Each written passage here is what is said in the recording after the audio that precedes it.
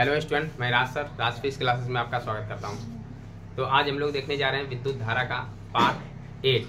Part 7 तक जो नहीं देखे हैं प्लेलिस्ट में बना हुआ है, आप लोग जाके देख लीजिए। तो पार्ट 8 शुरू करते हैं और आज हम लोग शुरू करेंगे विद्युत धारा का ऊष्मीय प्रभाव।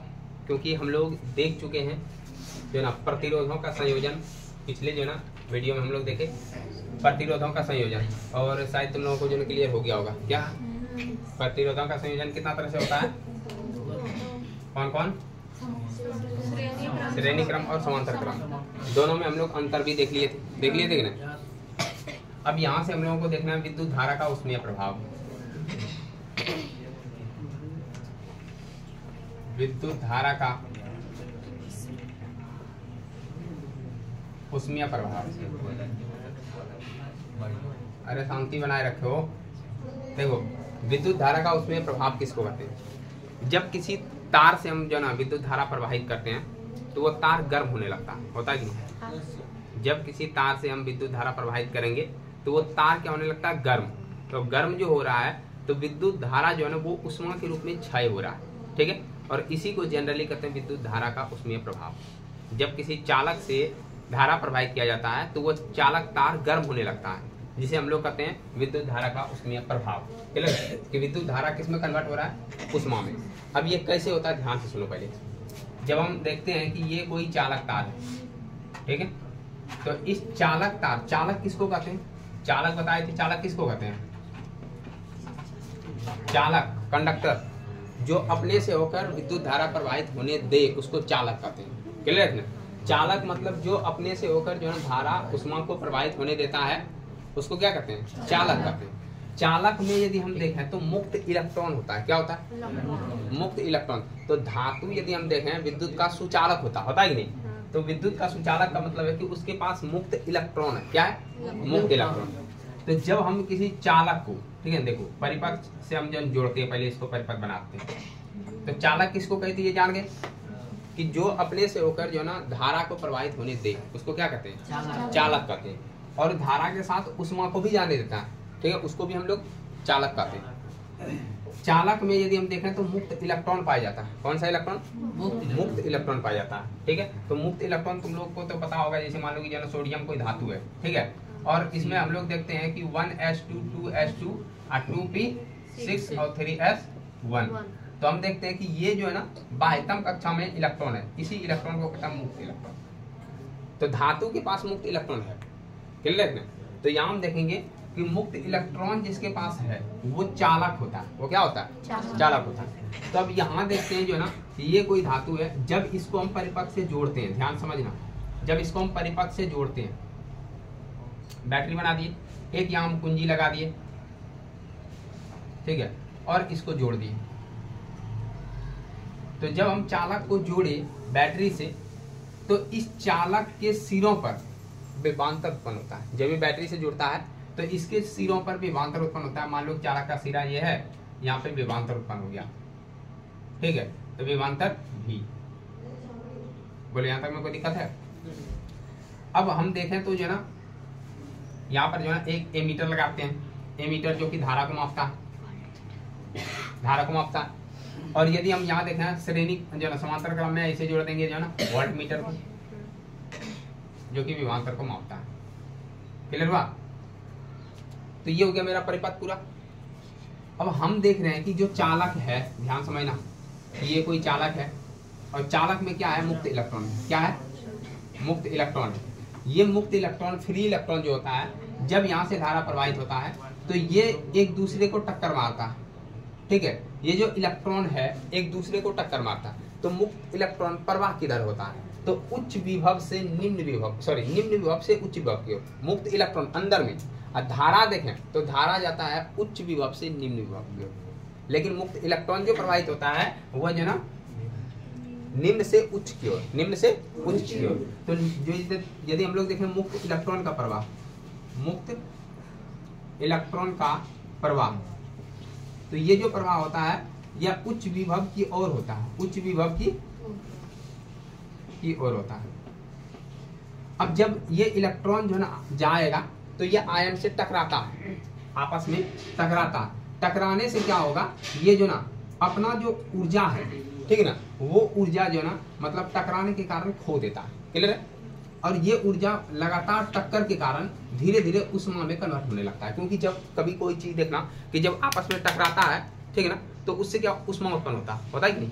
जब गिट्टी कभी देखा होगा जब टकराता है तो देखना उसमें चिंगारी उत्पन्न होता है। तो कोई चीज जैसे मान लो कि ये हाथ है और दोनों को रगड़ो तो देखो गर्म लगता है कि नहीं? तो उसी तरह जो है ना बार बार टकराने से ये इलेक्ट्रॉन, इससे क्या होता है, उष्मा उत्पन्न होता है। ठीक है, अपना जो ऊर्जा है वो क्षय करता है, ऊर्जा क्षय करता है तो वो उष्मा में कन्वर्ट होता है और धीरे धीरे ये तार गर्म होने लगता है। समझ में आया? तो इसी को कहते हैं जो है ना विद्युत धारा का उष्मीय प्रभाव। तो उष्मा जो है ना यहाँ क्या हो रहा है कि जो विद्युत धारा है वो उष्मा के रूप में जो है ना बदल जा रहा है। ठीक है, इसको कहेंगे विद्युत धारा का उष्मीय प्रभाव। अब ये जो हम बनाए तो यहाँ से एक बार इक्वेशन से देखते हैं। ये सबसे पहले विद्युत धारा का उष्मीय प्रभाव के बारे में जो है ना जूल ने बताया था। ठीक है ना, किसने बताया? जूल ने। जूल एक वैज्ञानिक का नाम है। ठीक है, तुम्हारी किताब में दिया होगा 1841 या कुछ। ठीक है, तो जूल ने जो है ना सबसे पहले ये प्रयोग करके देखा कि देखें जो है ना कि विद्युत धारा में यदि जो है ना प्रतिरोध के बीच में और धारा और जो है ना समय, इसके बीच में संबंध क्या है? क्या 1841 है? पता ही नहीं चला होगा कहाँ है।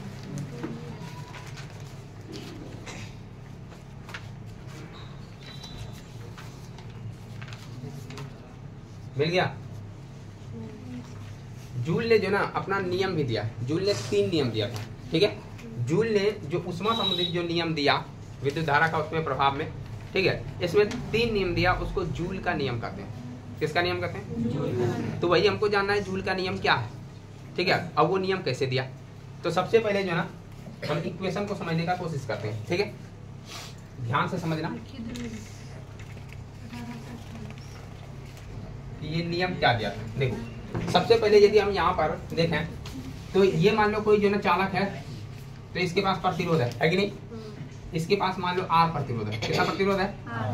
इसका विभवांतर देख लिए V है और इससे धारा जा रहा है कितना? I जा रहा। कितना समय तक भेजेंगे? T समय तक। क्लियर हुआ? ये परिपथ को जोड़ दिए, अब धारा प्रवाहित होगा, यहाँ से धारा जाएगा और ये धारा I निकल जाएगा। बोलो यहाँ तक में कोई दिक्कत है? तो सबसे पहले हम परिपथ बनाए।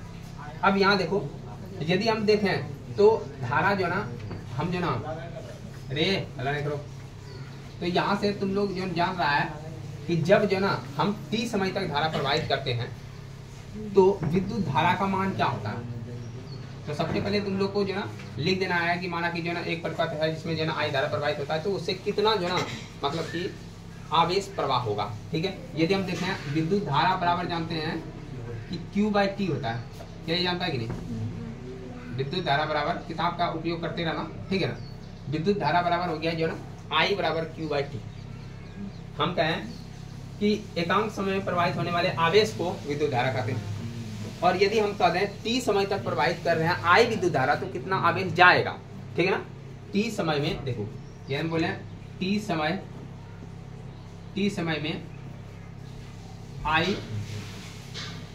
T समय तक I विद्युत धारा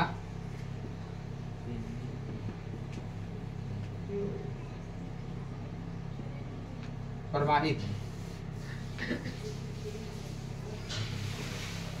होने पर कुल जो ना कितना जाएगा आवेश। ठीक, कुल आवेश देखो दे क्यों बात कर रहा है? कुल आवेश यदि निकालेंगे, आवेश का मान Q है तो Q बराबर हो जाएगा IT, होगा कि नहीं? तो यहाँ से हम देखें Q का मान क्या निकलेगा? IT। बोले यहाँ तक कोई दिक्कत है?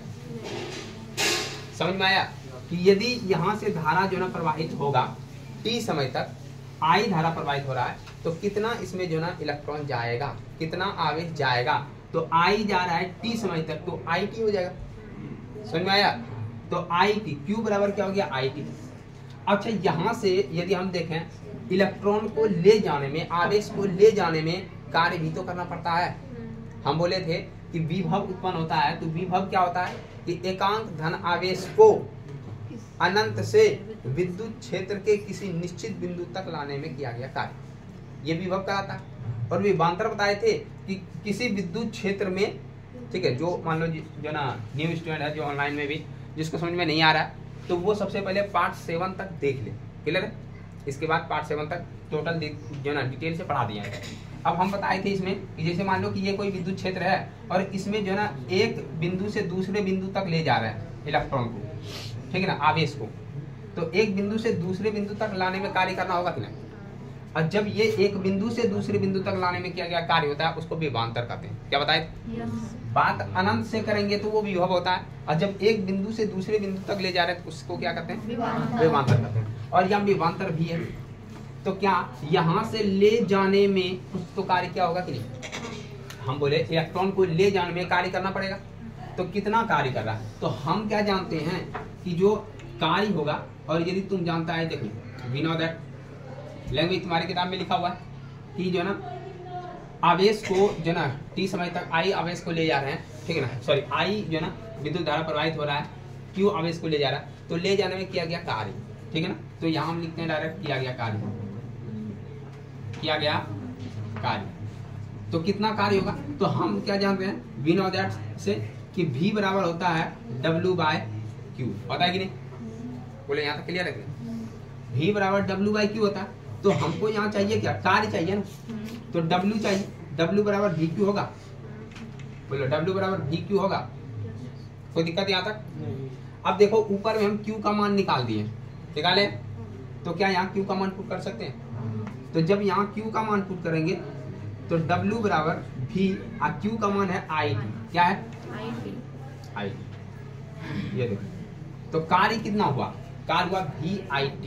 कितना हो गया? VIT। अब यदि हम विभवांतर को यहाँ से उड़ा दें तो ओम का नियम का प्रयोग करना पड़ेगा। तो हम ओम के नियम से क्या जानते हैं? देखो ओम के नियम से, ओम के नियम से हम जानते हैं कि I बराबर जो होता है वो V/R होता है। क्या जानते हैं कि नहीं? तो हमको चाहिए V का मान, तो V बराबर क्या IR होगा। तो यहाँ से हम निकालते हैं ओम के नियम से V बराबर, तो निकलता है कितना? IR। बोलो समझ में आया? अब यही IR मान लो, इसको यदि हम समीकरण 2 मानते हैं, ठीक है, तो V का मान जो है यहाँ पुट कर देंगे, समीकरण 2 में V का मान रखेंगे, तो यहाँ W बराबर जो निकलेगा, W बराबर देखो V यहाँ है तो V का मान क्या है? IR। तो यहाँ लिख दिया I और लिख दिया R, तो ये हो गया V का मान। और पहले से दिया IT, क्या दिया? IT। तो अब यहाँ से लिखेंगे तो I गुना I स्क्वायर होगा कि नहीं? तो यहाँ लिख दिया I स्क्वायर, और यहाँ बचा क्या? R, और क्या है? T। तो देखो कि जो कार्य करना पड़ा वो I स्क्वायर RT। कौन सा कार्य था? आवेश को ले जाने में। आवेश को ले जाने में कार्य तो करना पड़ेगा। तो कितना कार्य निकल गया मेरा? तो W बराबर निकल गया I स्क्वायर RT। यही कार्य है और तुम्हारे किताब में भी दिया होगा, ठीक है। जो भी स्टूडेंट देख रहे हैं तो वो जो ना किताब को लेके ही बैठना है ना, ताकि समझ में आए कि हम जो ना कहाँ ये बता रहे हैं। तो विद्युत धारा का जो उसमें प्रभाव है, तो कितना कार्य करना पड़ा? तो W बराबर I स्क्वायर RT। अब यही जो कार्य है, अब ध्यान सुनना कि हम बताए थे अभी जस्ट कि ये जो ना जो चालक है इसमें क्या होगा? इलेक्ट्रॉन आपस में टक्कर लगाएगा, है ना। तो इलेक्ट्रॉन का जब टक्कर होता है, यहाँ से जाने में जो कार्य लग रहा है, तो यही धीरे धीरे जो कार्य है वो जो ना उष्मा में संचित होता है, आंतरिक ऊर्जा यहाँ उत्पन्न होता है, आंतरिक ऊर्जा। तो धीरे धीरे यही जो कार्य है वो आंतरिक ऊर्जा में कन्वर्ट होगा, ठीक है। तो उसको लिखते हैं U से, एनर्जी, है ना। तो U बराबर हो जाएगा I स्क्वायर R। तो यहाँ से जो कार्य है वही उष्मा के रूप में है, कन्वर्ट हुआ आंतरिक ऊर्जा के रूप में। तो ये हम ऊर्जा के बराबर लिख दिए कि I बराबर जो ना, सॉरी, U बराबर I स्क्वायर RT। क्लियर है? तो ये मेरा जो ना आंतरिक ऊर्जा का मान है, और यही आंतरिक ऊर्जा उष्मा के रूप में क्षय होता है। ये जो आंतरिक ऊर्जा इसके पास है यही उष्मा के रूप में बाहर निकलने लगता है। तो इसी को हम लोग उष्मा का जो ना नियम कहते हैं, ठीक है ना, कि उष्मा कितना कन्वर्ट होगा। तो हम बोलेंगे जितना धारा जा रहा है उसका I स्क्वायर, उसका स्क्वायर, और जितना प्रतिरोध है उतना, और जितना समय तक धारा प्रवाहित करेंगे उतना। क्लियर है? तो वही जो ना ये जूल सबसे पहले प्रयोग करके देख रहा था कि इसमें रिलेशन क्या आता है। तो रिलेशन यही आया कि जो U है, U बराबर वो I स्क्वायर RT है। तो समझ में आया? ध्यान समझना। बोल रहा है कि कितना उष्मा कन्वर्ट होगा, कितना जो ना उष्मा निकलेगा, कितना ऊर्जा जो है निकलेगा। तो बोल रहा है कि जितना धारा दे रहे हैं उसका स्क्वायर, और जितना उस तार का प्रतिरोध है उतना, और जितना समय तक धारा प्रवाहित करेंगे उस सभी का गुणनफल वो जो ना ऊर्जा, आंतरिक ऊर्जा जो है वो ऊष्मा के रूप में कन्वर्ट होगा। इसी रिलेशन से जूल ने अपना 3 नियम दिया, ठीक है, इसी से 3 नियम दिया। अब देखो कैसे नियम दिया, तो आसानी से समझ सकता है किताब जो ना पलट के तुम लोग देखना, ठीक है।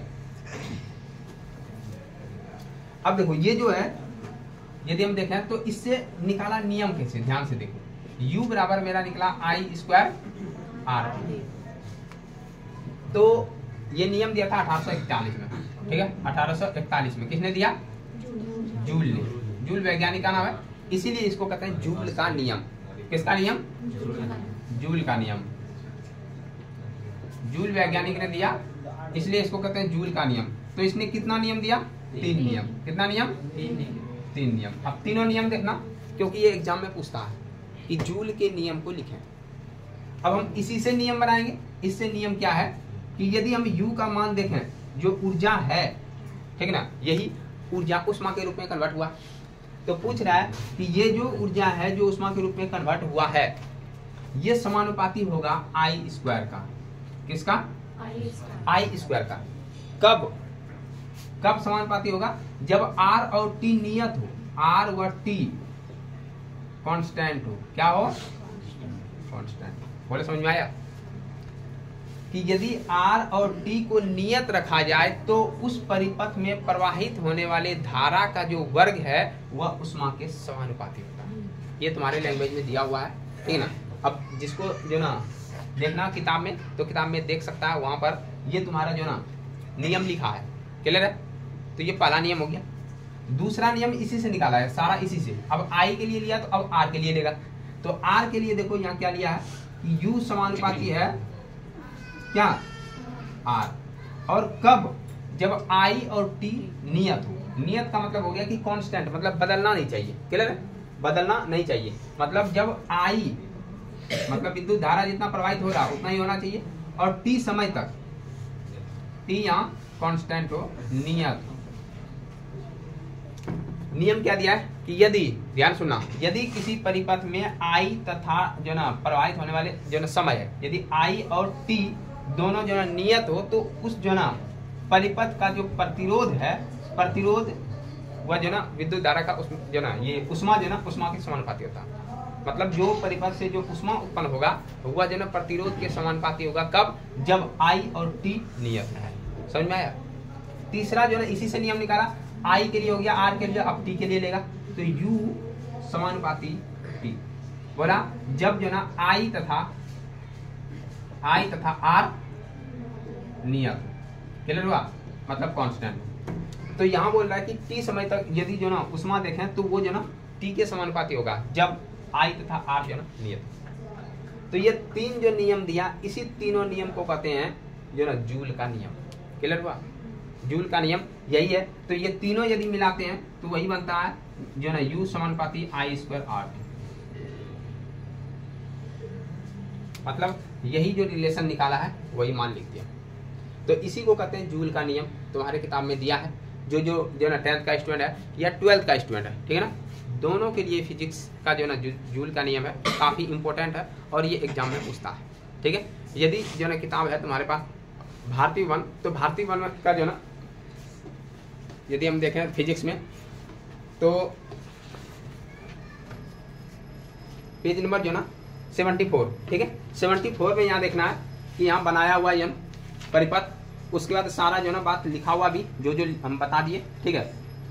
यहाँ से देखो समीकरण से इतना से जो ना नियम दिया है जूल का नियम, और ये 3 नियम दिया है। पहला U जो ना समानुपाती I², दूसरा U समानुपाती है जो ना R का, और तीसरा U समानुपाती है T का। और ब्रैकेट में लिखा हुआ है जब I और R नियत हो, जब I और T नियत हो, और जब R और T नियत हो। तो इसको जो ना अच्छे से याद कर लेना है, ठीक है ना। याद तो बस इतना याद रहेगा तो अपने से जो ना लिख भी सकते हो। बोले यहाँ का समझ में आया? जूल का नियम समझ में आया?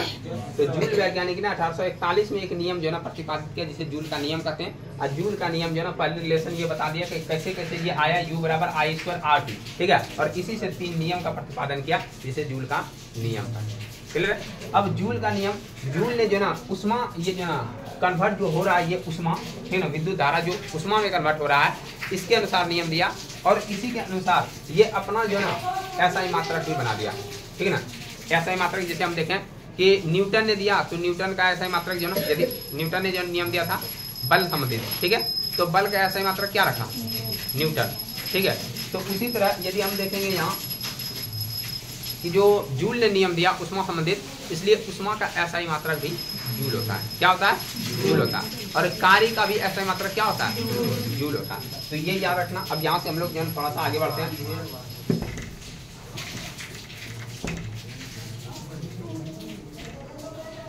देखो अब इसमें क्या देखेंगे कि यदि देखें उष्मा का ऐसे मात्रक क्या होता है, उष्मा तथा कार्य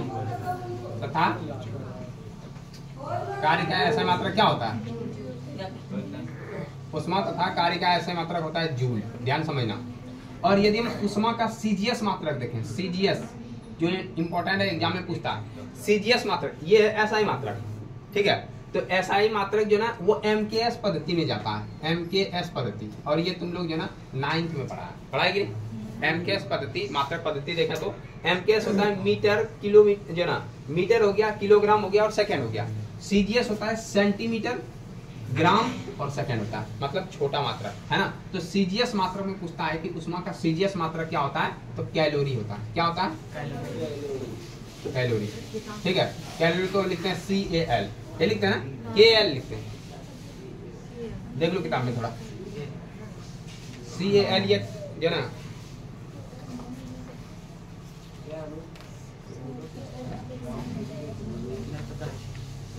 दिया है कहीं रे? CAL है ना, तो देखो CAL याद रखना। अब ये हो गया सीजीएस मात्रक। अब यदि यहाँ देखें कि एक कैलोरी में कितना जूल होता है, एक कैलोरी में जान दिया, एक कैलोरी में यदि हम देखें तो 4.186 जूल, क्या ये दिया?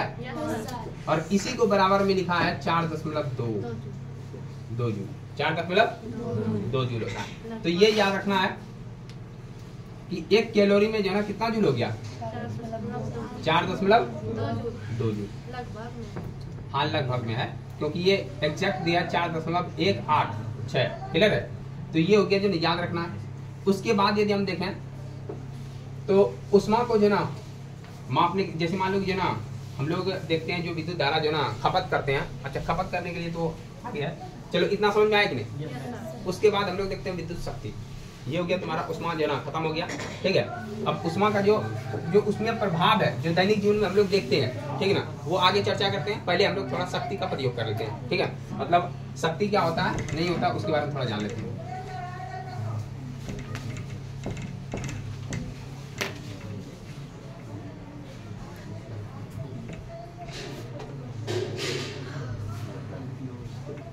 देखो विद्युत शक्ति,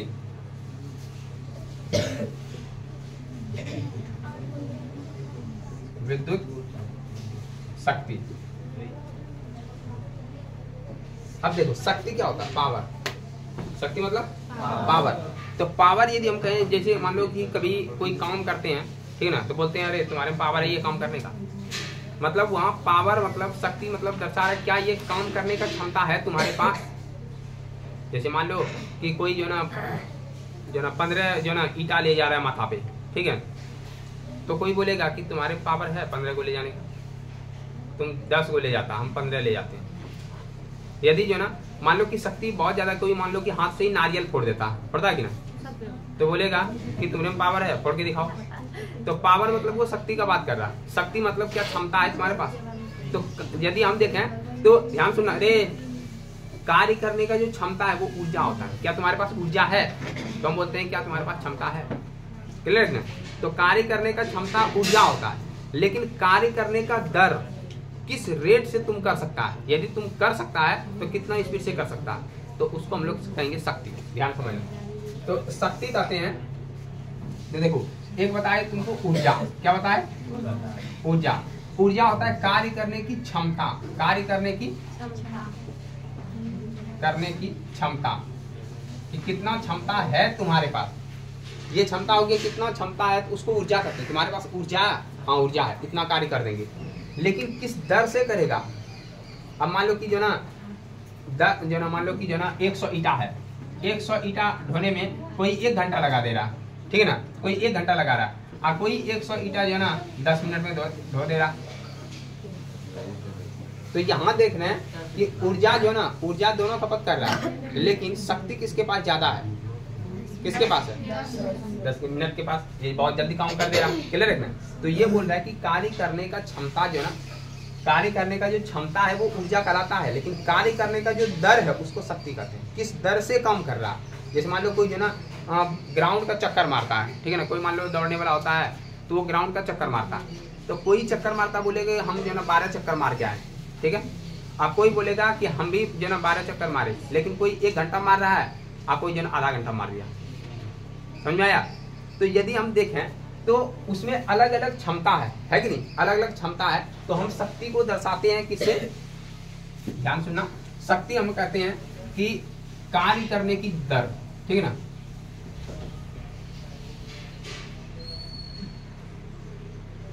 कार्य करने की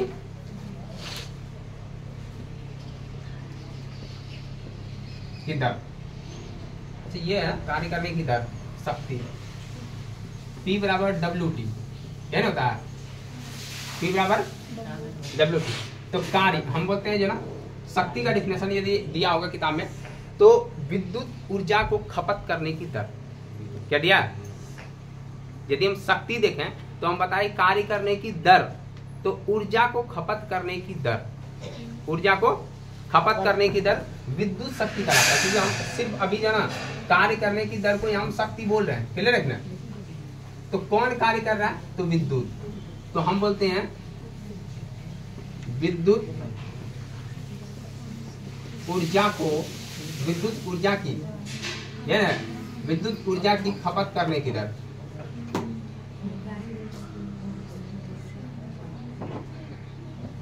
करने की दर। यदि मान लो तुम्हारी किताब में खपत नहीं होगा तो व्यय होगा, है ना, मतलब जो ना विद्युत ऊर्जा को व्यय करने की दर नहीं दिया है। विद्युत ऊर्जा को, विद्युत ऊर्जा की जो ना व्यय करने की दर, दर विद्युत शक्ति कहलाता है, विद्युत शक्ति कहलाता है। ध्यान समझना, विद्युत ऊर्जा को खपत करने की दर, विद्युत ऊर्जा को खपत करने की दर विद्युत शक्ति कहलाता है। विद्युत ऊर्जा को खपत करने की दर, याद देगा विद्युत ऊर्जा को व्यय करने की दर। दर जब बोलते तो यहाँ समय के साथ रिलेटेड कर रहा है, क्लियर है। आइए हम इसको अलग तरीका से बोल सकते हैं कि एकांक समय में विद्युत खपत करने की दर, एकांक समय में विद्युत खपत करने की दर, ठीक है ना, एकांक समय में। तो एकांक समय बोलते हैं, एकांक समय, एकांक समय में विद्युत का व्यय, विद्युत का व्यय विद्युत शक्ति कहलाता है। क्या समझ में आया। तो एकांक समय में कितना ऊर्जा जो ना खपत हो रहा है, कितना जो ना कार्य हो पा रहा है, उसको कहते हैं। तो कार्य करने का जो दर होता है उसको शक्ति कहते हैं। तो यदि हम एकांक बोले तो जो भी एकांक रहता है वो नीचे जाता है, जाता है क्या। तो यहाँ एकांक क्या है, समय। तो हम यदि कहेंगे विद्युत शक्ति बराबर, विद्युत शक्ति बराबर, तो विद्युत शक्ति होता है एकांक बोले समय, तो समय जाएगा नीचे। एकांक समय में क्या कर रहे हैं, क्या कर रहे हैं, कार्य कर रहे हैं ना, कार्य कर रहे हैं, कार्य ही तो ऊर्जा है, क्लियर है। तो यदि हम विद्युत शक्ति कहें तो एकांक समय, और यहाँ हो गया विद्युत, विद्युत ऊर्जा, ठीक है। ये विद्युत ऊर्जा क्या, वही कार्य, कार्य ऊर्जा, ऊर्जा कार्य। तो यहाँ देख लो लिख दिए हैं कि ऊर्जा क्या होता है, कार्य करने की क्षमता, कितना क्षमता है तुम्हारे पास, उसी को हम लोग क्या कहते हैं। तो यहाँ जो ना याद रखना, विद्युत ऊर्जा को खपत करने की दर, दर मतलब समय। तो एकांक समय में, एकांक समय में जो ना विद्युत ऊर्जा का व्यय, ठीक है ना, विद्युत का व्यय या विद्युत ऊर्जा का व्यय।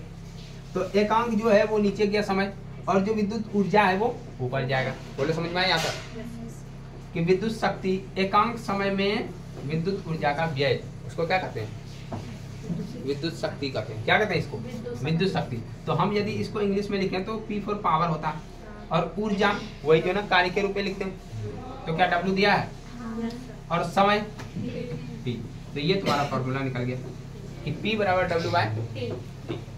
अब यदि विद्युत शक्ति मेरे पास आ गया तो हम ये देखेंगे कि विद्युत शक्ति का SI मात्रक क्या होता है। क्या समझ में आया? तो आराम से निकाल सकते हैं कि विद्युत शक्ति का SI मात्रक क्या होता है। तो SI मात्रक यदि हम देखें, SI मात्रक, तो हम कहेंगे विद्युत शक्ति का SI मात्रक लिखने के लिए कि देखो P का SI मात्रक बराबर लिखेंगे तो यहाँ लिखेंगे W का SI मात्रक, W का SI मात्रक और बटे में T का SI मात्रक, T का SI मात्रक। अब बताओ W का SI मात्रक क्या होता है? W मतलब होता है कार्य, वही है ऊर्जा। कार्य या ऊर्जा का SI मात्रक क्या होता है? जूल होता है। तो यहाँ लिखिए जूल। और समय का सेकेंड होता है, तो यहाँ लिखिए सेकेंड। तो कहें तो जूल बटे सेकेंड, ये हुआ जूल बटे सेकेंड। तो जूल पर सेकेंड, पर सेकेंड, जूल पर सेकेंड को ही हम लोग कहते हैं वाट। क्या कहते हैं? वाट। तो ये देखो ये हो गया वाट, वाट हो गया, ठीक है ना। तो जूल पर सेकेंड को क्या कहते हैं? वाट कहते हैं। तो कभी सुना होगा तुम्हारा वाट लगा देंगे हम, है ना। तो वाट लगाने का मतलब क्या बोल रहा है? वही शक्ति, शक्ति लगा देंगे। हाँ? तो यहाँ जो ना ये वाट, तो यदि कोई पूछे तुम्हारा वाट लगा देंगे तो पूछना कितना वाट लगाएगा। तो उसको पूछना कि वाट क्या होता है, वाट लगा देंगे। अच्छा लगा दो तुम वाट, क्या होता है वाट, तो वो वाट जानेगा ही नहीं। यदि वो पढ़ा लिखा नहीं है या तो पढ़ा भी है तो उसके दिमाग में वो उसमें वाट नहीं आएगा कि ये होता है वाट। तो वाट होता है शक्ति का मात्रक। तो तुमसे यही जो ना एग्जाम में पूछेगा वाट क्या है, शक्ति का मात्रक। तो पूछेगा वाट को परिभाषित करें, जैसे हम लोग एम्पियर को परिभाषित किए, जैसे हम जो ना और किसको वोल्ट को परिभाषित किए थे, उसी तरह वाट को परिभाषित करें बोलेगा। तो हम यहाँ देखेंगे कि वाट कैसे आ रहा है। वाट जो है ना, वाट यदि हम देखें तो वाट जो आ रहा है वो जूल से आ रहा है और सेकेंड से आ रहा है। तो हम क्या कहेंगे, एक वाट, एक वाट को परिभाषित करने बोलेगा, एक वाट बराबर 1 जूल बटे 1 सेकेंड। कर लो तुम लोग आज पूरा हल्ला। 1 वाट बराबर क्या होता है? 1 जूल अब बटे 1 सेकेंड। यदि 1 सेकेंड में 1 जूल कार्य संपन्न हो, क्लियर हुआ, उसको 1 वाट कहते हैं। समझ में आया? इसको लिखना है कि यदि जो ना किसी परिपथ में प्रवाहित होने वाली धारा यदि 1 सेकंड के लिए प्रवाहित हो और उसके दौरान 1 जूल जो ना ऊर्जा खपत हो तो उसको कहते हैं 1 वाट। क्लियर है? क्योंकि ये जो जूल दर्शा रहा है, यहाँ क्या दर्शा रहा है? ऊर्जा को, ऊर्जा खपत हो रहा है, विद्युत ऊर्जा। और ये सेकंड समय को दर्शा रहा है कि यदि एकांक समय में यदि 1 सेकंड में यदि जो ना 1 जूल विद्युत ऊर्जा खपत हो तो उसको क्या कहते हैं? 1 वाट कहते हैं। समझ में आ गया? वाट में कोई दिक्कत है तो ये याद रखना। अब यहाँ से हम लोग देखते हैं कि जो हम लोग व्यवसायिक में प्रयोग करते हैं वाट का मान, तो व्यवसायिक मतलब हो गया कि जब हम लोग देखते हैं जो ना घर का जो बिजली होता है, तो बिजली जो ना यूनिट में आता है कि नहीं? बिजली किस में आता है? यूनिट में। वो यूनिट क्या होता है? जो ना बोलता है ना कितना यूनिट आपका बिजली खर्चा हो रहा है, ठीक है। जैसे मान लो जो ना 6 यूनिट 10 यूनिट ऐसे करके उठ गया, तो ये यूनिट क्या है? हम कितना देर यूज किए, जो यूनिट जो ना हमको समझ में आना चाहिए यूनिट ना, क्योंकि हर घर में जो ना कनेक्शन है और हर जो ना कोई पैसा जमा कर रहा है, लेकिन उसको यूनिट का जो ना मतलब पता ही नहीं है कि यूनिट क्या होता है। तो पहले हमको यूनिट जानना है कि यूनिट होता है 1 किलोवाट घंटा। 1 किलोवाट घंटा मतलब कि एक, देखो वाट तो हम जान गए, वाट जान गए। 1 किलोवाट, 1 किलोवाट मतलब 1000 वाट। 1 किलो मतलब क्या होता है? 1000। 1 किलोग्राम बोले तो 1000 ग्राम। 1 किलो सिर्फ बोलेगा तो मतलब 1000। 1 किलो मतलब 1000। 1 किलोमीटर 1000 मीटर। 1 किलो जो ना ग्राम तो 1000 ग्राम। सिर्फ बोलेगा 1 किलो, क्या बोलेंगे? 1000। तो 1 किलो वाट मतलब 1000 वाट। 1000 वाट जो है ना, जो शक्ति है, यदि वो 1 घंटा तक प्रवाहित हो रहा है, 1 किलोवाट और लास्ट में लगा है घंटा, 1 घंटा में 1000 वाट। तो 1000 वाट ऐसे देखेंगे कि एक यूनिट क्या होता है। एक यूनिट को कहते हैं हम लोग 1 किलोवाट घंटा, 1 किलोवाट घंटा, 1 किलोवाट घंटा। अब 1 किलोवाट घंटा मतलब क्या हुआ, 1 किलो का मतलब देखो, 1 किलो का मतलब हम क्या जान रहे हैं, 1 किलो का मतलब 1000 और ये वाट 1000 वाट हो गया। और घंटा यदि देखें तो घंटा में 60 मिनट होता है। कितना मिनट होता है? लेकिन बात जब भी यहाँ हो रहा है सेकंड का हो रहा है कि ना, तो इसीलिए ये मिनट को भी किस में बदलेंगे, सेकंड में। तो देखो अब यहाँ से देखना 1000 वाट। अच्छा वाट को हम क्या लिखें, जूल प्रति सेकंड। वाट ये होता है मात्रक, यहाँ देखो वाट लिखे क्या, जूल प्रति सेकंड। तो यहाँ लिख देंगे जूल प्रति सेकंड, वाट की जगह क्या लिखेंगे, जूल प्रति सेकंड। ठीक है,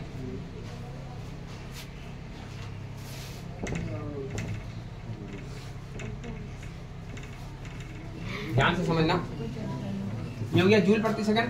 और यदि 60 मिनट में देखें तो कितना जो ना सेकंड होगा, देखो 60 मिनट तो है, 1 मिनट में 60 सेकंड, 1 मिनट में 60 सेकंड। बोले यहाँ तक में कोई दिक्कत है? अब ये सेकंड और ये सेकंड कटेगा कि नहीं, तो यहाँ देखो मेरे पास बचा क्या, 1000 जूल अगुने में 3600, सिर्फ सेकंड तो खत्म हो गया।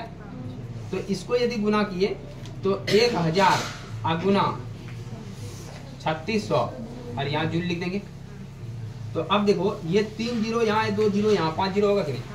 तो यदि हम देखें तो 1 गुना 36 36 हो जाएगा, 36 गुना करेंगे 10 पे पावर कितना, 3 जीरो यहाँ है, 2 जीरो यहाँ, कितना हो गया 5 जीरो, तो इतना जूल हो गया। तो यदि हम देखें तो ये कितना मान दे रहा है, 10 पे पावर 5 मतलब क्या होता है, 10,000, 1 लाख, कितना होता है 1 लाख। तो 1 लाख में 5 जीरो होता है, समझ में आएगी ना। बोलो हम लोग जो ना सैकड़ा तक जानते हैं, नंबरी मिलता है हाथ में, 2 जीरो होता है, 1000 तक ज्यादा जाने, हाँ 10,000 हुआ। अच्छा 1 पे 1 zero, 2 zero, 3 zero, 4 zero, 5 zero. बात है कभी लाख देखी नहीं हो ना, 1 2 3 4 5, इकाई दहाई सैकड़ा हजार 10,000 लाख, 1 लाख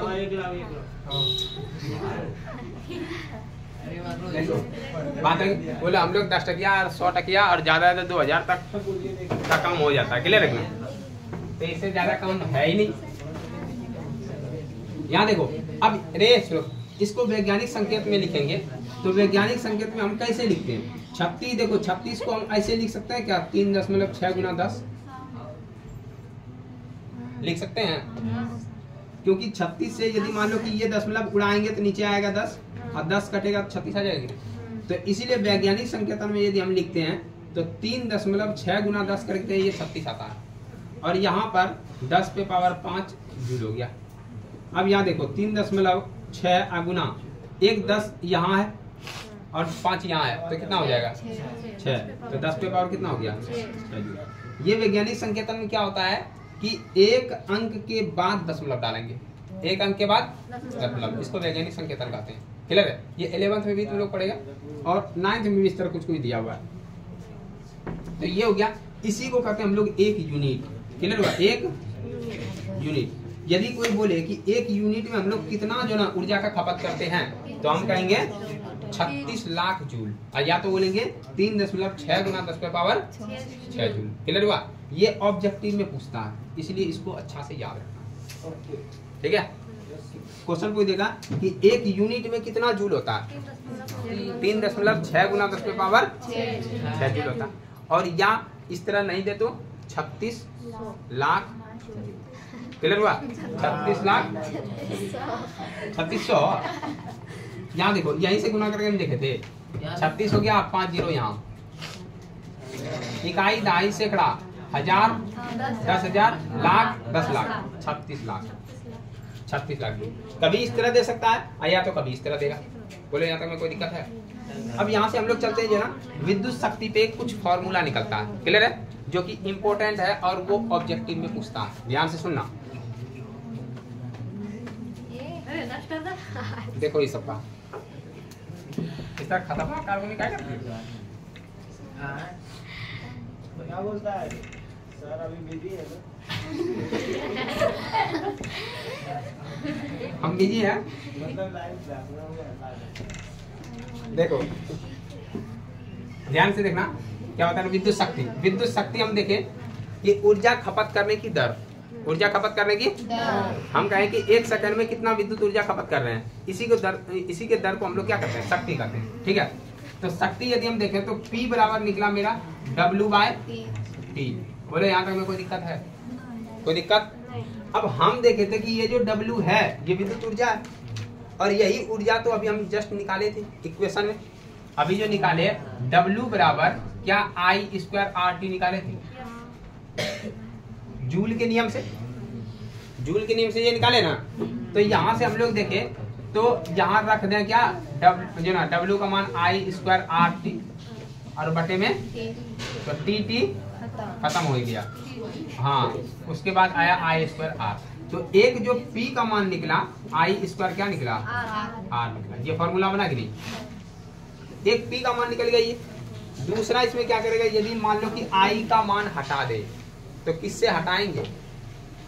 ओम के नियम से। क्या हटा सकते हैं? ओम के नियम से हम लोग जानते हैं, ओम के नियम से कि जो I होता है, I बराबर क्या होता है, V/R होता है। ओम के नियम से क्या जानते हैं, I बराबर V/R। तो इसमें मान यदि पुट करते हैं तो पहला समीकरण तो ये बन गया। ठीक है, इसमें यदि मान पुट करते हैं तो P बराबर I की जगह क्या रखेंगे, V/R और है होल स्क्वायर अगुने में R है कि ना। अब देखो इसको यदि हल करते हैं तो ये निकला V²/R² अगुने में R।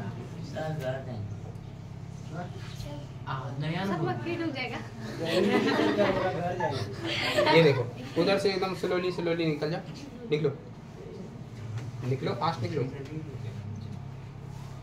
किसी भी तरह का शोरगुल नहीं होना चाहिए, जिसका हुआ उसके लिए हाँ डांडिया खेलेंगे।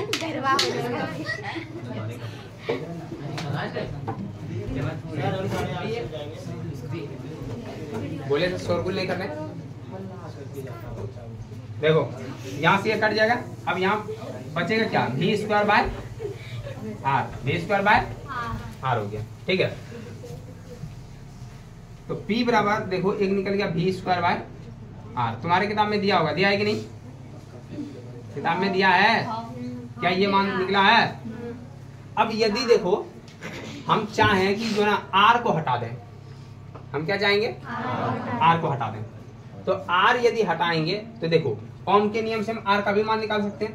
यहाँ से R का मान निकालेंगे तो क्या R यहाँ आएगा, I यहाँ जाएगा कि नहीं।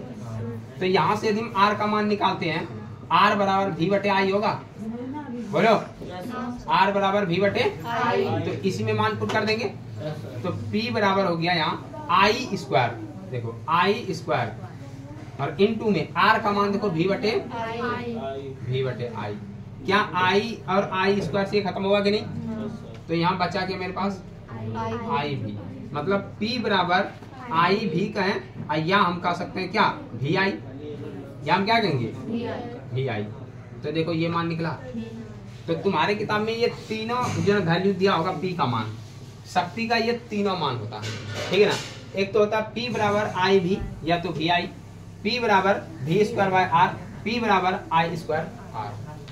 ये तीनों ऑब्जेक्टिव में पूछता है। जैसे मान लो कि ऑब्जेक्टिव बनाया, कैसे बनाएगा ऑब्जेक्टिव, जैसे दिया कि निम्नलिखित में कौन P का मान है, P का मान संभव है, क्लियर है, संभव है।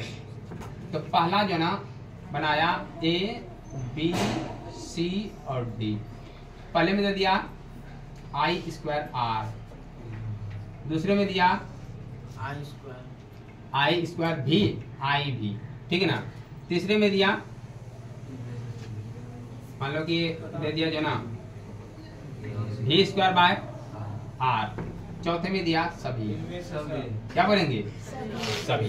तो यहाँ देखो ये भी मान निकला हुआ है और IV भी निकल गया है और I²R भी निकला हुआ है, क्लियर हुआ। अब यहाँ से पूछेगा जो ना क्वेश्चन बदल देगा, बोलेगा निम्नलिखित में कौन सा मान संभव है? निम्नलिखित में कौन सा मान संभव है? ऑप्शन चेंज करेगा सिर्फ। आर स्क्वायर बाय भी स्क्वायर बाय टी, आई भी स्क्वायर आर। बोलो कौन सा होगा? क्लियर हुआ? अब मान लो जिसको याद नहीं रहेगा, बड़ा कंफ्यूजन होगा कौन सी था नहीं था, तो एक तुम लोगों को याद रखना ये वाला। क्लियर है ना? मैन गोंडा यही है, इसी से ये दोनों निकला हुआ है ना? तो मैन को ही पकड़ के रखेंगे। ठीक है, जैसे चोर बदमाश होता है ना, तो मैन जो चोर होता है उसी को पकड़ लो, बाद बाकी सब जो ना अपने रहा जाएगा। ठीक है, तो ये मैन है, तो इसी को जो ना पकड़ लिए। ठीक है ना, कि P बराबर आई स्क्वायर आर। इसी में आई का एक बार मान पुट किए और एक बार आर का मान। समझ में आया? कोई दिक्कत? तो ये हो गया जो ना विद्युत शक्ति। तुम्हारा जो ना इतना ही आता है, इससे ज्यादा कुछ नहीं रहेगा, तुम्हारे किताब में भी नहीं है और ना पूछेगा। क्लियर है? उसके बाद हम लोग देखते हैं क्वेश्चन ये आएगा ऑब्जेक्टिव में, विद्युत शक्ति का ऐसा ही मात्रक क्या होता है? क्या बोलेंगे? क्या बोलेंगे? वाट होता है।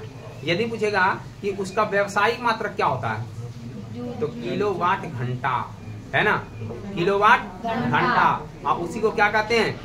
यूनिट। क्या कहते हैं? यूनिट कहते हैं। और जब जो ना बेचता है तो इसी को कहते हैं बीओटी। क्या कहते हैं? बीओटी। कभी कोई इसका जो ना फुल फॉर्म पूछता है कि बोर्ड ऑफ ट्रेड यूनिट, ये है बोर्ड ऑफ ट्रेड यूनिट। वही यूनिट है जिसको हम लोग शॉर्ट में बोलते हैं यूनिट, तो उसका पूरा नाम है BOT, board of trade unit. Clear बात? समझ में आया ना? तो एक यूनिट में क्वेश्चन पूछेगा, एक यूनिट में कितना जूल होता है? 36 लाख जूल। यदि 36 लाख नहीं दिया है, 3.6 गुना 10 पे पावर 6 जूल होता है। पूछेगा एक कैलोरी में कितना जूल होता है? 4.186, या तो रहेगा 4.2। क्लियर हुआ? तो ये ऑब्जेक्टिव हो गया जहाँ से क्वेश्चन जो ना बनता है। तो साइंस का तुम लोगों का जो ना फुल लेंथ का टेस्ट लेंगे, तो उसके लिए भी तैयार रहना। ठीक है क्या? ऑनलाइन में अब जो संस्कृत का टेस्ट लिए हैं तुम लोगों का जो ना, उसका ऑनलाइन में हम जो ना सॉल्यूशन करवा देंगे। क्लियर है? और तुम लोग जो ना जुड़ के देखना कितना सही क्या हो रहा है, कहाँ गलत किया, कहाँ मिस्टेक किए हैं। कुछ ऐसा बच्चा है जो कि 15-20 नंबर लाया है। 100 में यदि 15-20 नंबर लाएगा तो फेल हुआ या पास? तो यहीं से फेल हो जाएगा, है ना? और कुछ को ग्रेस लगा के पास किया। हम 29 लाया है, 1 नंबर डाल के उसमें 30 बनाए। तो ऐसा खतरनाक स्टूडेंट, ये देखना कि गलती कर कहाँ रहे हैं। अभी तक ये बनाने नहीं जानता है कि कैसे जो ना बनाया जाएगा जो ना गद्यांश। एक पद में आंसर बोल रहा है तो एकदम भर भर के उत्तर दे रहा है, एकदम पूरा फुल लाइन में, ताकि हमको तो मिल ही जाएगा 2 नंबर, जबकि 1 नंबर का वो सवाल है। अब पूरा एकदम सजा के, ताकि खुश हो जाएगा, सजा के नंबर देगा हमको, सजा के लिखे। तो वहाँ सजाना नहीं था, वहाँ जन गलती हो जाएगा। हाँ क्या बोला? क्या बोला? नहीं, रिजल्ट आए। ठीक है,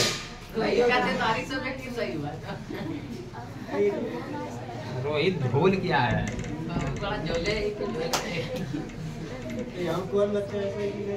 अब हल्ला गुल्ला बंद करो। अब सुनो हमारी वाणी जी। वाणी, अरे कदा वाणी। देखो विद्युत शक्ति देख लिए। अब यहाँ देखते हैं जो ना विद्युत धारा का उसमें प्रभाव में कुछ एग्जाम्पल, कहाँ इसका उपयोग करेंगे। ध्यान से देखो, विद्युत धारा का उसमें प्रभाव में सबसे पहले हम लोग देखेंगे विद्युत तापन आता है इसमें, है ना? विद्युत तापन, विद्युत धारा का उसमें प्रभाव, विद्युत धारा का उसमें प्रभाव में हम लोग देखेंगे विद्युत तापन। विद्युत तापन मतलब ये जो ना अब हीट में कन्वर्ट करना है। विद्युत तापन, टेम्परेचर हमको चाहिए, हीट चाहिए। ठीक है, तो हीट जनरेट करने के लिए क्या करना होगा? तो सबसे पहले याद रखना कि विद्युत तापन हम लोग कहाँ प्रयोग करते हैं। जैसे हीटर में, हीटर नाम सुना है कि ना? हीटर, विद्युत हीटर, हीट करने वाले को हीटर कहते हैं। तो यहाँ टेम्परेचर ये ज्यादा देगा, हीटर। ठीक है, उसके बाद हम लोग देखते हैं इस्त्री में करते हैं। इस्त्री सुना है कि ना? वो इस्त्री कल आना, सुना है कि ना? हाँ, वो इस्त्री नहीं है। और उसके बाद हम लोग करेंगे विद्युत बल्ब में, विद्युत बल्ब। तो यहाँ पर देखेंगे विद्युत तापन का जो ना तीनों प्रोसेस देखेंगे। उसके बाद एक और देखेंगे सुरक्षा फ्यूज। क्या देखेंगे? सुरक्षा फ्यूज। इतना देखने के बाद तुम्हारा चैप्टर हो जाएगा फ्यूज हो जाएगा।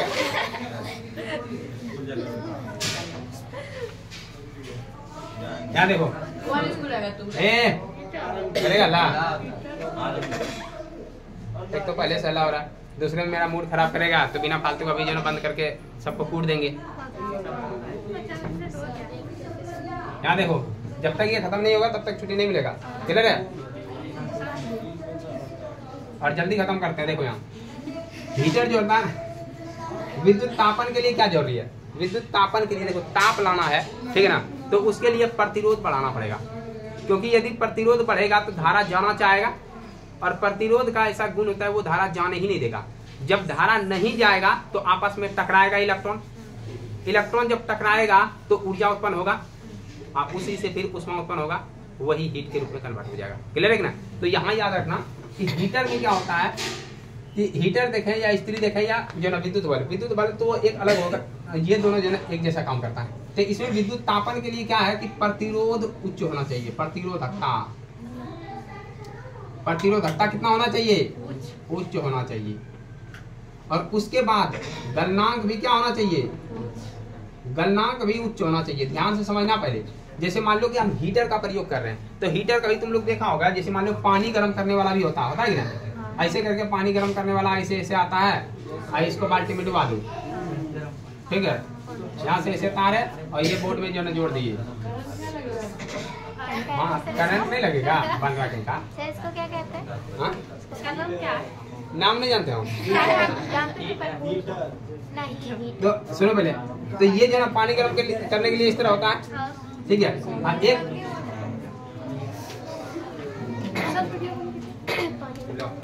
एक सब खाएगा तो ये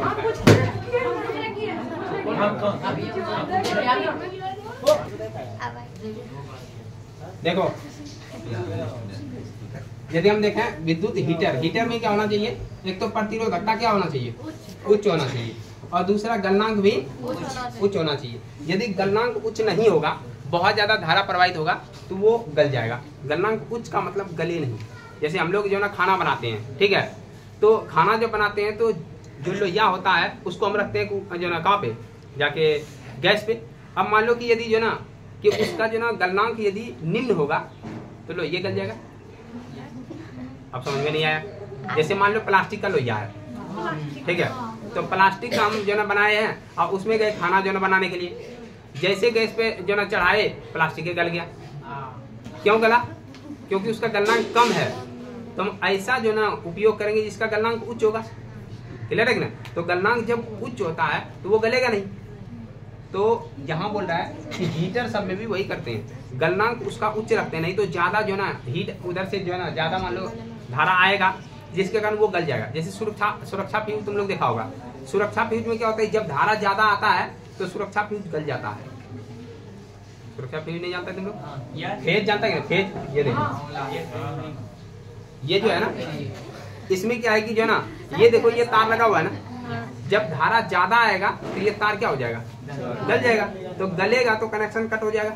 तो इसी को कहते हैं सुरक्षा फ्यूज। क्लियर देखना है? तो इसको जो फ्यूज में देखते हैं कि जो ना कि गलनांक क्या होना चाहिए फ्यूज। अच्छा ये बताओ, फ्यूज में गलनांक क्या होना चाहिए? उच्च या जो ना निम्न होना चाहिए गलनांक, क्योंकि धारा जब आएगा तो गल जाएगा। तो उसी को हम लोग सुरक्षा फ्यूज कहते हैं। क्लियर है? तो यहाँ प्रतिरोधकता उच्च होना चाहिए, गलनांक भी उच्च होना चाहिए हीटर के लिए। अब देखो इस्त्री यदि हम देखते हैं तो इसमें भी वही होता है। जैसे मान लो तुम लोग प्रेस वाला देखा होगा, हाँ, आयरन करने वाला नीचे देखना सफेद रहता है कि ना? सफेद के नीचे जो रहता है परत, उस परत को कहते हैं अब्रक। अब्रक का परत रहता है। अब्रक क्या करता है? अब्रक जो ना विद्युत धारा पास होने देता है, विद्युत धारा जाने नहीं देता है, लेकिन उष्मा को जाने देता है। किसको? उष्मा को। तो हमको जो ना ये प्रेस में चाहिए क्या? उष्मा ही तो चाहिए ना। तो जब भी कभी जो नया वाला तुम लेके आएगा जो ना प्रेस, तो क्या करता है उसको जो ना लगा के आदर्श, तुम्हारा अभी सारा आदर्श भंग कर देंगे हम। ठीक है ना। बताएं कि जैसे तुम जो ना नया जो ना प्रेस लेके आएगा तो उसमें जो ना तुम लाइन में लगा दिया, उसके बाद देखेगा उसको छू के हीट हो रहा है कि नहीं। लेकिन वही जब जो ना बहुत दिन तक यूज कर लेगा तो उसका धीरे धीरे जो नीचे वाला परत होता है वो उखड़ने लगता है। कहीं से मान लो कि किसी तरह जो ना गिर गया हो तो उसके कारण क्या है कि वो परत जो ना खत्म हो गया। अब जब छुएगा ना वहाँ पे तो करंट मारेगा, समझ में आया। तो कभी कभी कोई देखना कि बहुत पुराना रहता है ना जो आयरन करने वाला, तो उसमें क्या होता है करंट भी मारता है। कारण है कि उसका हो सकता है परत किसी तरह झड़ गया हो, या तो प्रेस करते करते या तो गिर गया हो, उसके कारण जो झड़ गया हो, तो उससे इलेक्ट्रिक आने लगता है। ठीक है, तो ये अब्रक हो गया। उसके बाद यहाँ पे लगाते हैं जो ना नाइक्रोम का तार। हीटर में जो ना किस तार का प्रयोग करते हैं? नाइक्रोम का। तो ये याद रखना। तो यहाँ हम लोग जो ना ये तार दिए, उसके बाद आराम से इसको जो ना ऐसे करके अच्छा से शेप दे दिए।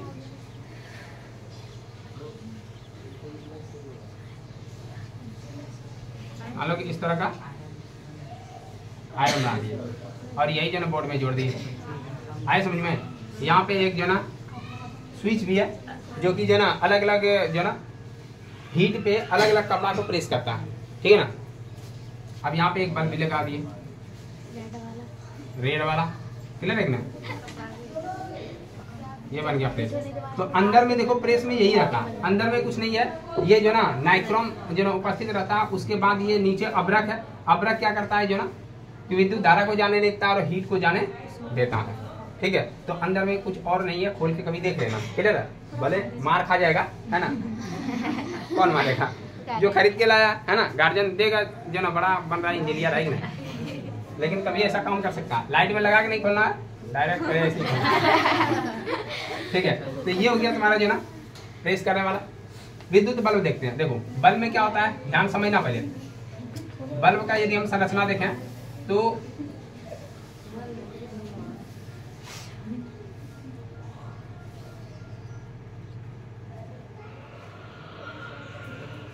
बल्ब का इस तरह का संरचना एक जो ना देखो तुम्हारी किताब में दिया हुआ है, दिया है कि ना। मान लो इस तरह का। अब यहाँ से देखें तो ये वाला जो है ना ये फिलामेंट है। क्या ये? फिलामेंट है। और ये फिलामेंट बना है टंगस्टन का। टंगस्टन का जो ना फिलामेंट बना धातु है, ठीक है ना। और इस टंगस्टन का जो गलनांक होता है वो उच्च होता है। गलनांक क्या होता है? उच्च होता है। लगभग तुम्हारे जो किताब में दिया होगा 3400 डिग्री सेल्सियस या 3100 3300 क्या है? 3400। ठीक है, तो 3400 डिग्री सेल्सियस इसको जब हीट मिलेगा उतना ज्यादा जो ना तभी ये गलेगा। ठीक है, तो ये जो ना टंगस्टन का बना होता है। तो टंगस्टन का क्या होता है, एक तो जो ना ये उष्मा को भी क्षय करता है, दूसरा उससे ज्यादा प्रकाश निकालता है। क्लियर है। तो इसलिए विद्युत बल्ब में फिलामेंट का प्रयोग करते हैं। किसका? फिलामेंट। और फिलामेंट किसका बना होता है? टंगस्टन का। तो ये याद रखना, धारा जैसे जाता है यहाँ से और उसके बाद यहाँ पर जो ना बहुत ऐसे नैरो जो ना पूरा जो घुमाया रहता है, ऐसे कुंडली जैसा बना रहता है। क्लियर, इस तरह करके। तो हम बताए थे जब तार का लंबाई ज्यादा हो तो प्रतिरोध कम होता है या ज्यादा? तार जितना लंबा प्रतिरोध उतना ज्यादा। ऐसे पढ़ाई करो तुम लोग, है कि नहीं। हम बताए थे R समानुपाती होता है L का, बताए थे।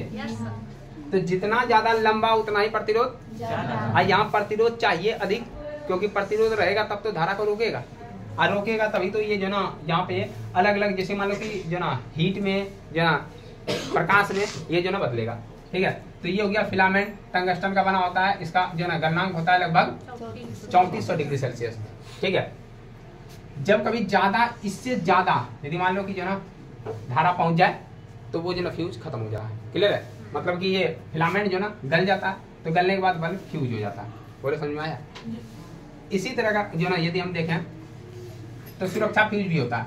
सुरक्षा फ्यूज में क्या होता है, जैसे मान लो कि जो ना बोर्ड है, अब बोर्ड में एक लगाए जो ना अभी बताए स्विच, सॉरी ये क्या फ्यूज लगाए। तो फ्यूज में क्या होता है कि ऐसे करके एक संरचना रहता है। अब फ्यूज देखो बड़ा वाला जो होता है ना, बड़ा वाला जो बोर्ड है, ये सब तो छोटा छोटा जो ना बच्चा ऐसा है। बड़ा वाला जो बोर्ड रहता है उसमें जो फ्यूज बना रहता है चीना मिट्टी का बनता है, देखा होगा। जो चीना मिट्टी होता है उसमें जो फ्यूज जो बनाता है, फ्यूज का जो तार होता है वो इम्पोर्टेंट है। फ्यूज का जो तार होता है वो रहता है जस्ता का।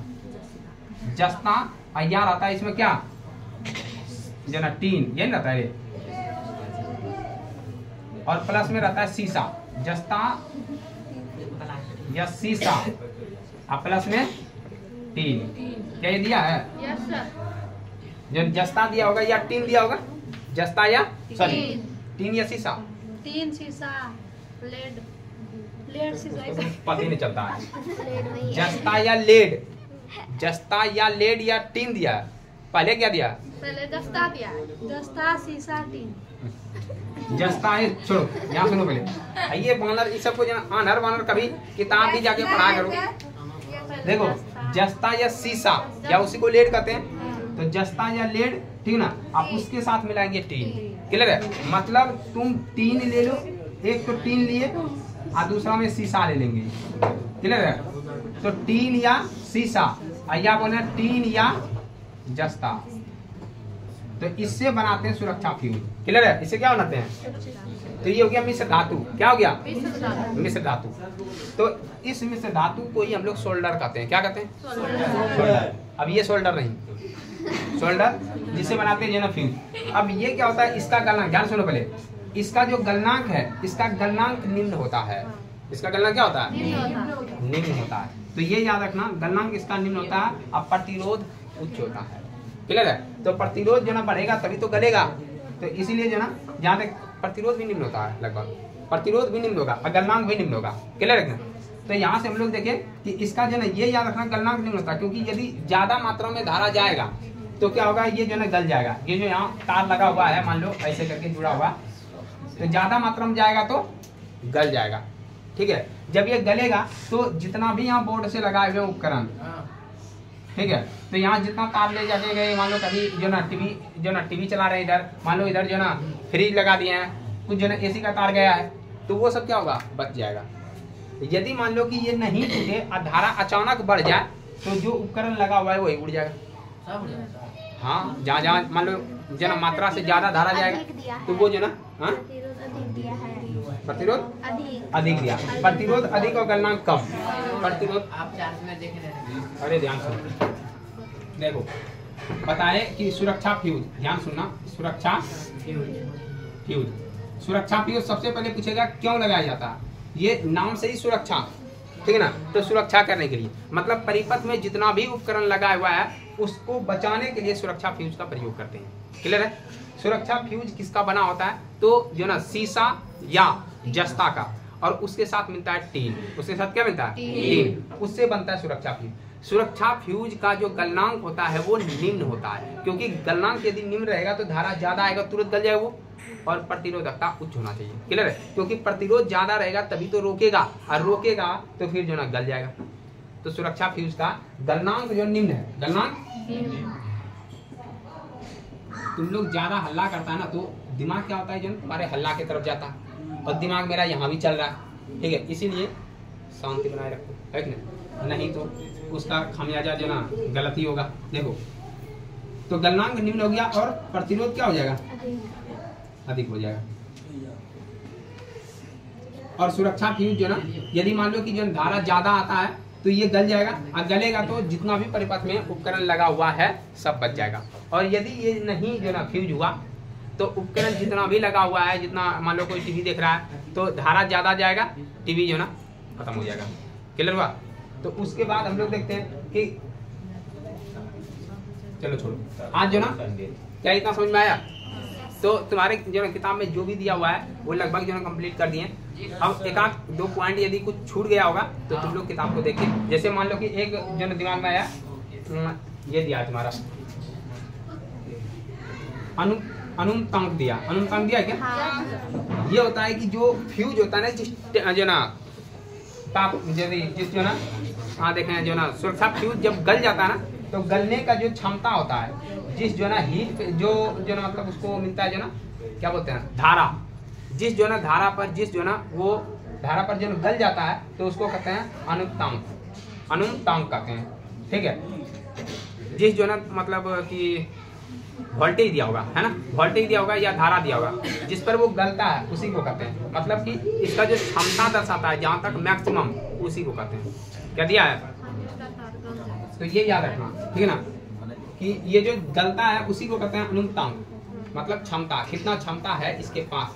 तो ये हो गया। उसके बाद जो भी पॉइंट होगा, यदि तुम लोगों को जो ना कोई डाउट है तो पूछ सकते हो। और नहीं तो फिर जो है क्लास खत्म करेंगे। Auto cut